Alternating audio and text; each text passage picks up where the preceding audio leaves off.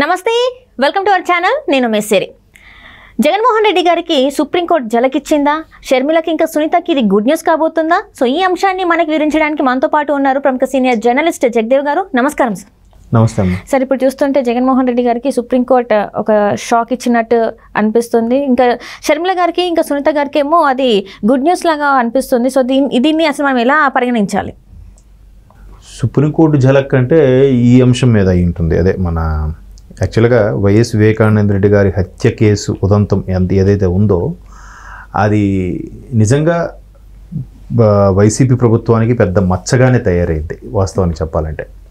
అంటే ఎవరు చేశారు, ఎవరు చేపట్టారు అనేది ప్రూఫ్స్, వాటన్నిటికీ నిజ నిర్ధారణ, శిక్షల ఖరారు అంతవరకు వెళ్ళలేదు. కాబట్టి ఇంకా ఏదో మిమ్మల్ని నమ్మేవారు మీరుంటారు, మమ్మల్ని నమ్మేవారు ఉంటారు, మాకు బ్యాచ్ కూడా ఉంటుంది అనే ఉద్దేశంలో నడిపించుకెళ్ళిపోతున్నారు. జనాలు కూడా అలాగే చూస్తున్నారు.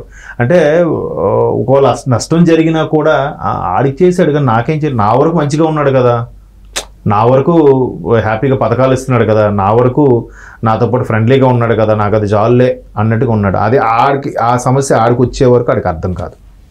సో అట్లాంటి నేపథ్యంలో వాళ్ళు కూడా ఏదైతే సునీత గారు కానీ షర్మిల గారు కానీ పీసీసీ చీఫ్గా అయిన తర్వాత షర్మిల గారు కడప కాన్స్టిట్యూషన్ నుంచి లోక్సభ స్థానం నుంచి పోటీ చేయడం, అది కూడా అవినాష్ రెడ్డి గారికి పోటీగా నిలబడటం, ఇవి ఎప్పటి నుంచో జరుగుతున్నాయి. అయితే షర్మిల గారు పీసీ చీఫ్ అయిన మొదటి నుంచి కూడా ఆవిడ ప్రభుత్వాన్ని దుమ్మెత్తిపోయడం స్టార్ట్ చేశారు. ప్రభుత్వాన్ని దుమ్మెత్తిపోయడం అంటే ఇన్ ద సెన్స్ అక్కడ ఆవిడ ఏ ప్రభుత్వం ఉన్నా అట్లాగే మాట్లాడతారు ఖచ్చితంగా. ఇంతకుముందు ఇక్కడికి తెలంగాణలో పార్టీ ఉన్నప్పుడు కూడా కేసీఆర్ గారి ప్రభుత్వం మీద ఏ ప్రభుత్వం ఉంటే ప్రభుత్వం కదా, చిన్న ఇన్సిడెంట్ జరిగినా, చిన్న వైఫల్యం జరిగినా ప్రభుత్వం ఎవరుంటారో వాళ్ళకి ఆపాదించబడుతుంది.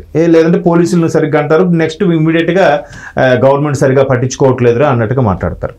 సో అలాగే ఇక్కడికి వచ్చాక కూడా ఆవిడ ప్రభుత్వం మీద మాట్లాడితే వెంటనే అన్నాను కూడా చూడకుండా విమర్శలు చేస్తుంది, అదే కుటుంబం నుంచి వచ్చి కూడా అని చెప్పి ఇంక ఈవిడ పర్సనల్గా విమర్శించడం టార్గెట్ చేశారు అందరూ. ఎవరు? వైసీపీ సానుభూతి పరులు అందరూ కూడా, కార్యకర్తలు. సరే, ఎప్పుడైతే ఈవిడ మీద పర్సనల్గా అటాక్ చేస్తారో ఇంకా ఆవిడ కూడా ఒక్కొక్కటి ఉంది. అయితే వివేకానంద రెడ్డి గారి హత్య కేసు సంబంధించి సిబిఐ ఒక ఛార్జ్ షీట్ దాఖలు చేసింది. ఆ ఛార్జ్ షీట్ దాఖలు చేసిన దాని ఆధారంగా ఒక సినిమా కూడా రిలీజ్ అయింది. అది కూడా చక్కగా ఎలా చేశారంటే, ఒక విధంగా చెప్పాలంటే కొంచెం తెలివి వాడి సింపుల్గా ఓటీటీ రిలీజ్ చేశారు. దాని హడావిడిగా ఒక ఆడియో ఫంక్షన్, ప్రీ రిలీజ్ ఇవి ఏవి పెట్టుకోకుండా సింపుల్గా యూట్యూబ్లో కూడా ఇచ్చేసారు. అది చూసిన తర్వాత చాలా మంది ఓహో ఇంత దారుణంగా, ఇంత దగ్గరగా, నిజ జీవితాలకి ఇంత దగ్గరగా జరిగిందా అనే విధంగా చాలామందికి అర్థమైంది. సో ఈ ఇంపాక్ట్ బాగా ఎక్కువ ఉండే అవకాశం ఉంది అనే ఉద్దేశం, మరో ఇతర కారణాలు తెలియదు. కానీ మొత్తానికి వైసీపీకు ఫేవర్గా ఉన్న వాళ్ళు కోర్టును ఆశ్రయించారు. ఏమని?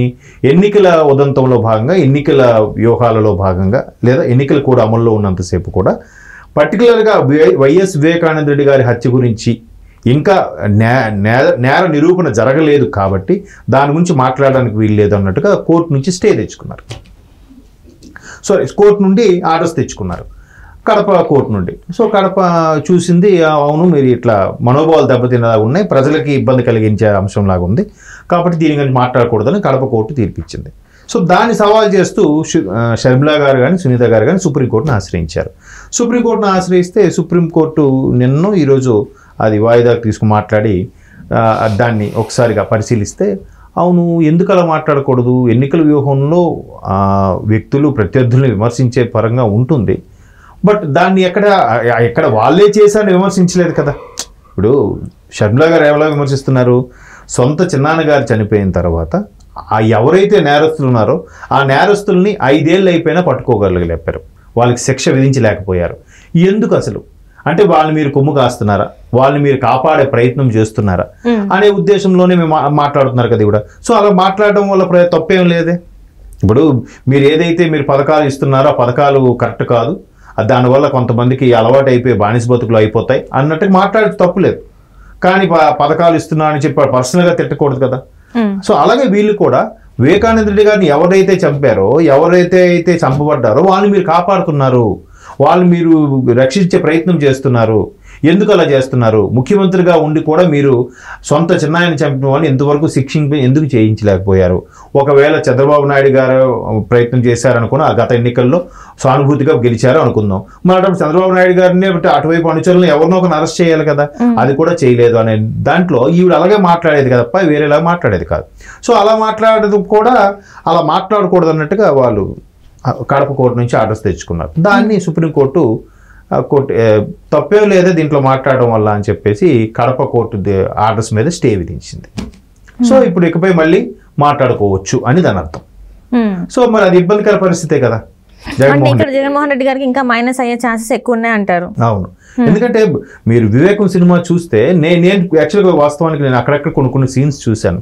నాకు అంటే జనరల్గా చాలామంది అభిప్రాయం ఏంటంటే చదువుకున్న వాళ్ళు, మేధావులు, లేదంటే కొంతమంది పక్క రాష్ట్రాలకు వెళ్ళి పనిచేసుకున్న వాళ్ళు వచ్చి ఓటేయరు, వాళ్ళ ఓటు మనకు పెద్దగా రుచించదులే, వాళ్ళు ఎవరు వేయరు, మనకి సామాన్యులకి పథకాలు ఇస్తే వీళ్ళే ఓటేస్తారు అనుకున్న పరిస్థితిలో వీళ్ళు ఎప్పుడైతే వివేకం లాంటి సినిమాలు చూసారో చాలామంది రియలైజ్ అయ్యారు. అంటే నాతో 2-3 పంచుకున్నారు అలాగా, వివేకం సినిమా నిజంగా కానీ జరిగితే అది దారుణం అబ్బా, అలా కానీ జరిగితే లేదు మనం ఈసారి ఎప్పుడు లేదు మేము కూడా వచ్చి ఓటేద్దాం అనుకుంటున్నాం అని చెప్పి ఎన్నికలకు ముందు పోలింగ్ ముందు చాలామంది నాతో పంచుకోవడం జరిగింది, నా తెలిసిన మిత్రులు వాళ్ళు.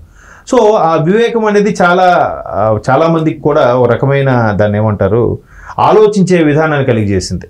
ఎందుకంటే వాళ్ళ క్యాప్షన్ కూడా ఏం పెట్టారంటే సిబిఐ ఏదైతే ఛార్జ్ షీట్ దాఖలు చేసిందో దాని ఆధారంగా తీసిన సినిమా. సో అవన్నీ ఇందులో ఉన్నాయంటే కదా, దానికి ఆధారాలు కూడా దస్తగిరి లాంటి వ్యక్తులు చెప్పారు, మనం చూసాం. దస్తగిరి కూడా నేను ఎప్పుడుగా మారాను, మొత్తం ఏం చేశాను, ఏంటి, వాట్ ఈజ్ వాట్, స్టార్టింగ్ నుంచి ఎండింగ్ వరకు కూడా ఆయన తెలిసింది ఆయన చెప్పాడు. నాకు బెదిరించారు, నాకు నగదేవు చూపారు, రకరకాలుగా మా నా తండ్రిని కూడా చంపాలని చూశారు అని చాలా చెప్పాడు. ఎవరెవరు అసలైన నేరస్తులు ఎవరు దీని వెనక హస్తం ఉంది అని రకరకాలుగా కూడా ఆయన చెప్పుకొచ్చాడు.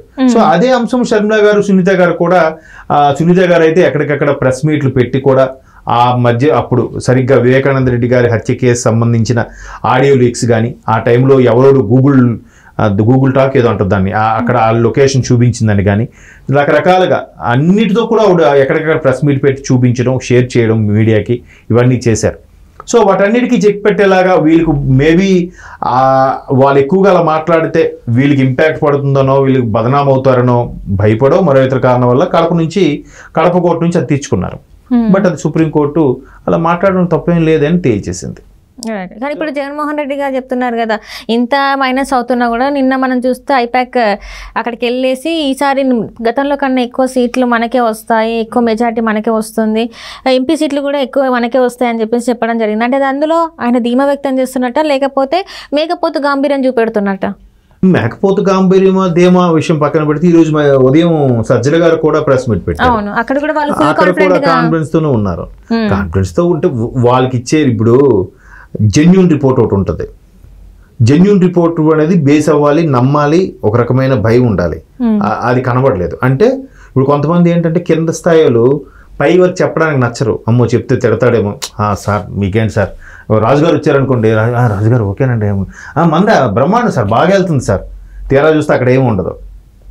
అంటే ఒక రకమైన దర్పానికి, ఒక రకమైన రాజరికంకి అలవాటు పడిపోయినప్పుడు వాళ్ళ దగ్గరికి కింద స్థాయిలు ఇటు చెప్పినా నమ్మడరా బాబు, చెప్పినా వెండు అని అంటాడు, అంతే కదా. అలా ఉన్నప్పుడు ఇంకా వాళ్ళు ఏం చెప్తారు, సూపర్ సార్, మనకు గ్యారంటీ సార్, మనకు 120 వస్తాయి, మినిమం 170 కాబట్టి 120 వచ్చేస్తాయి సార్ అని ఎవడో చెప్పుకుంటాడు. దాన్ని బేస్ చేసుకుని వాళ్ళు ఏంటో అదే గ్రౌండ్ రిపోర్ట్ అని అనుకుని ఉండొచ్చు, అంతే కదా. ఇప్పుడు 10 సర్వేలు వస్తే 7 సర్వేలు టీడీపీకి కూటమికి ఫేవర్గా ఉన్నాయని, 3 సర్వేలు వైసీపీ ఫేవర్గా ఉన్నాయని స్వయంగా టీడీపీ వాళ్ళు ఇచ్చిన సోషల్ మీడియా బులెటిన్లో కూడా చూపించారు. సోషల్ మీడియా దానిలో కూడా చూపించారు. బట్ అదే వైసీపీ సోషల్ మీడియాలోకి వెళ్తే 10కి 10 వైసీపీకి ఫేవర్గా ఉన్నాయంటే చూపించుకున్నారు. ఇప్పుడు టీడీపీ వాళ్ళు కూడా వీళ్ళు కావాలంటే 10కి 10 చూపించుకోవచ్చు కదా. పోనీ ఎంతో కొంత 7 నుంచి 3 వైసీపీ వాళ్ళకి ఛాన్స్ ఇచ్చారు కదా. అక్కడ వైసీపీ వాళ్ళు 1 కూడా ఛాన్స్ ఇవ్వలేదు కూటమికి, 10కి 10 వైసీపీ వస్తుందని చెప్పి రాజుకున్నారు. అది కూడా మొన్న ఒక ఛానల్ గోల్ పెడుతున్నాడు ఆయన, చీఫ్ ఎడిటర్ లైవ్లోకి వచ్చి, మా ఛానల్ లోగో వాడి మరి కూడా ఈ వైసీపీకి ఇన్ని వస్తాయని చెప్పి వాడుకున్నారు. ఆ ఛానల్ పేరు అనవసరం. అట్లా చాలా 2-3 ఛానల్స్ కూడా ఆ ఛానల్ లోగో పెట్టి వీలే వేసేసుకున్నారట ఇట్లా సోషల్ మీడియాలో గట్రా. సో వీటన్నిటి మీద చూస్తే అది కొంచెం ఇంపాక్ట్ పడే అవకాశమే ఉంది. బట్ వాళ్ళు అంత ధైర్యంగా ఎందుకున్నారనేది చూద్దాం మరి ఇంకొక 10 రోజుల్లో ఉంది కదా. అవును సార్.